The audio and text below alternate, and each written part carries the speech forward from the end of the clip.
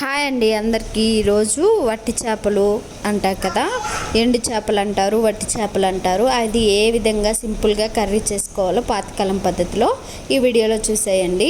ఇలా చేపలు తీసుకొని గోరువెచ్చని నీళ్ళు వేసేసుకొని ఒక 10 నిమిషాల పాటు పక్కన పెట్టుకోవాలి.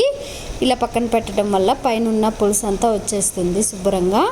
దీనికోసం ఒక నిమ్మకాయ సైజ్ అంత చింతపండుని ఇలా ఒకసారి వాష్ చేసి నానబెట్టుకోవాలి. ఒక హాఫ్ గ్లాస్ వాటర్ పోసుకొని నానబెట్టుకోవాలి. చాలా సింపుల్గా అయిపోతుంది, ఎవరైనా చేసేయచ్చు ఈ కర్రీ. ఇలా శుభ్రంగా వాష్ చేసుకోవాలి. ఈ చేపల్ని పైన ఉన్న పులుసు మొత్తం క్లీన్ చేసుకోవాలి. ఈ విధంగా క్లీన్ చేసుకున్నాక దీనిలోకి కొంచెం ఉప్పు వేసుకోవాలి. అలాగే కారం మీరు కొంచెం ఎక్కువ తినే పని అయితే ఎక్కువ వేసుకోవచ్చు, లేదంటే నార్మల్గా వేసుకోవచ్చు. అలాగే ఒక హాఫ్ టేబుల్ స్పూన్ పసుపు,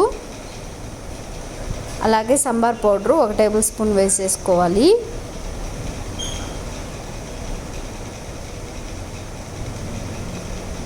అలాగే దీనిలోకి సన్నగా తరిగి పెట్టుకున్న ఉల్లిపాయలు, అలాగే 2 మీడియం సైజ్ టమాటాని ఇలా కట్ చేసుకొని వేసుకోవాలి. మీకు ఇష్టం ఉంటే వంకాయ వేసుకోవచ్చు, చామదుంపలు వేసుకోవచ్చు, బాగుంటుంది టేస్ట్ అనేది. ఈ విధంగా చింతపండు గుజ్జు తీసుకోవాలి. మనం ముందుగా చేపలు ఉన్నాయి కదా, దానిలోకి చింతపండు గుజ్జు యాడ్ చేసుకోవాలి.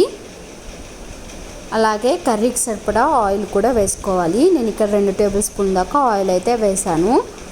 ఇలా అన్నీ వేసేసి ఒకసారి బాగా మిక్స్ చేసుకొని మనకి పులుపుకి తగ్గట్టు వాటర్ కూడా ఇప్పుడే యాడ్ చేసుకోవాలి. ఇవన్నీ వేసేసి ఒకసారి మొత్తం కలిపేసుకోవాలి.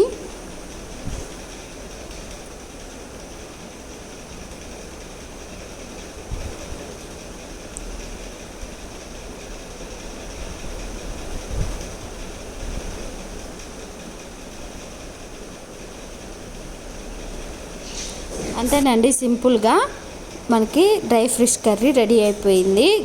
చిక్కగా వండుకుంటే బాగుంటుంది టేస్ట్. ఇది కాలనీ కంపు కొట్టిద్దని ఇంట్లో వండుకుంటే కానీ టేస్ట్ అమోఘం.